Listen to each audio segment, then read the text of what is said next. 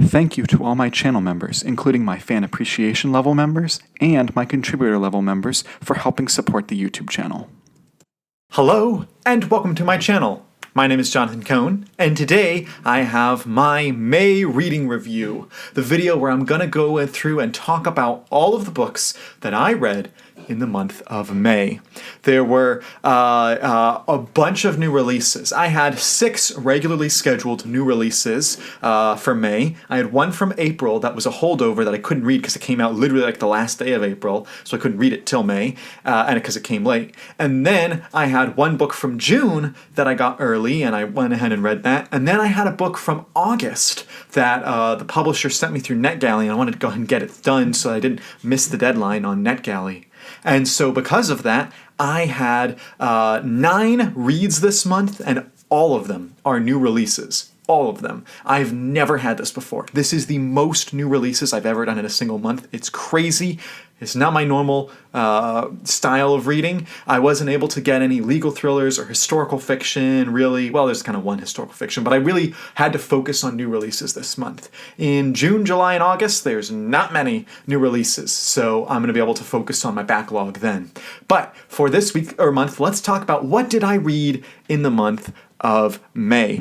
There were it was mostly like a good month. I mostly had good books. I didn't have too many bad books, so I did have one. And then I didn't have too many amazing books. I did have one, but just about everything else was in the good category. So we'll start with the one bad book. I'm sorry it didn't work out, but that is Star Wars: The Acolyte Wayseeker. Wanted to enjoy this. I've enjoyed Justina Ireland's other books, but this one, it really felt like she didn't even get her own character right here, and Indara kind of worked, but the third person versus first person was just weird and didn't feel like it fit the narrative, and the story was just kind of bland, and it felt more like an epilogue to the High Republic than it did a prologue to The Acolyte, and so it was a wonky book, and sadly did not work for me.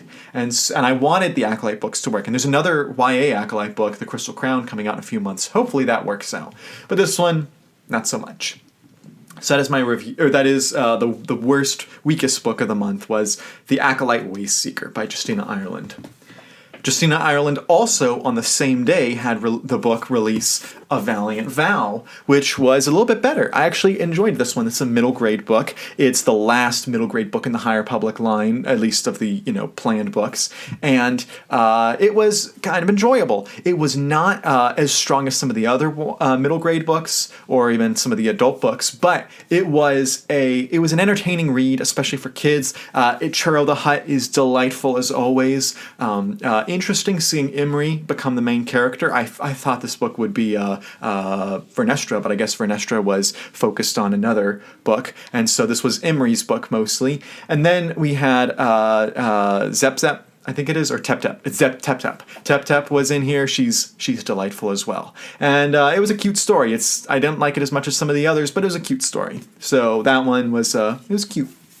I also mentioned that I read a new release that's coming out in August, so I don't have a physical copy of it. It was an ebook from NetGalley. But that was the book Ride or Die by Delilah S. Dawson. It is a middle grade horror novel, and it is a horror novel for kids, so it's not terribly scary, but it's got some good scary moments. I would say it's got the most scary tone of all the 3 middle grade horror books that she's written. She wrote Mine and Camp Scare, which had like kind of creepy elements, but nothing particularly scary. But I thought that Ride or Die actually got into the scary territory. But that was a fun book. I actually really enjoyed that one. So that one I gave like a 7 out of 10. That was a lot of fun to read.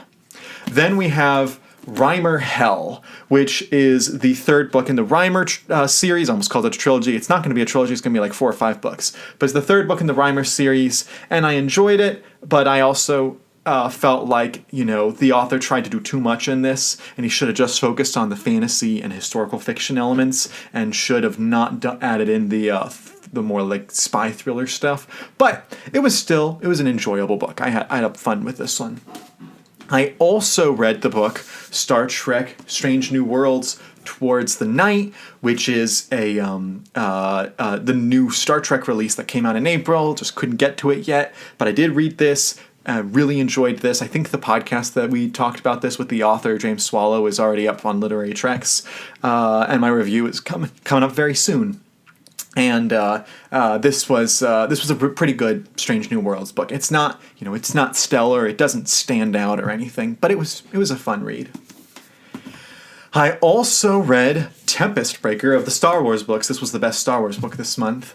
This is the final book, final audio drama script. So we had the final YA book last month, final middle grade, final script. We're about to have the final adult book next month. So this was the final script, and it was enjoyable. It was a pretty good conclusion for Lorna Dee's character and for the whole Tempest Runner plotline that was from the previous script. This is the High Republic, one of the last books there. Now we're getting into, these were actually really good. Like, I really had a blast, and these were refreshing reads.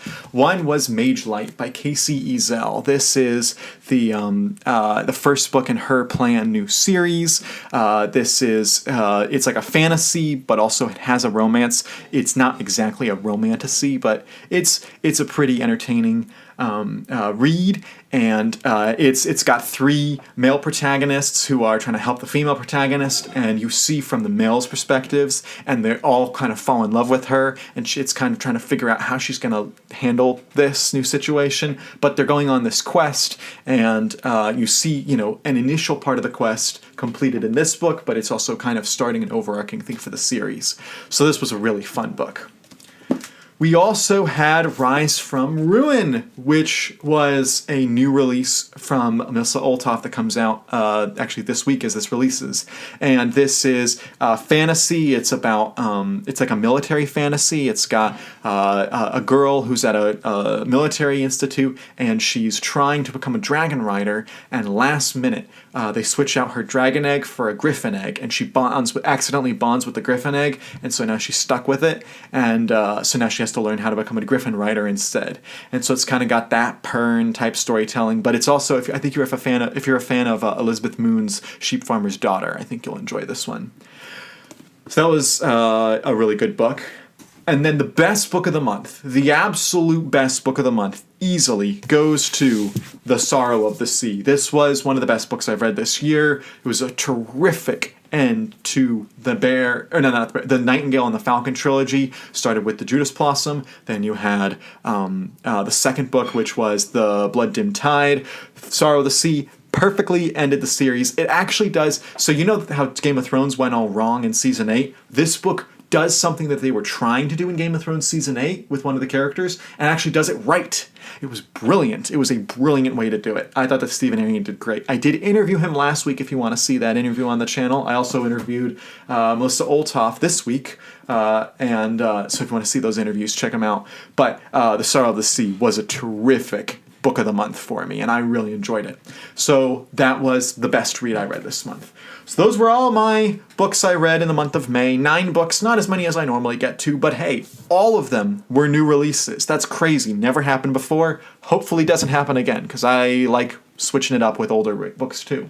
But if you've read any of these books, let me know what you think of them. If you've read any books yourself in May, let me know what you read, and tell me what you're excited to read in the future. And until next time, I'm Jonathan, and thank you for watching.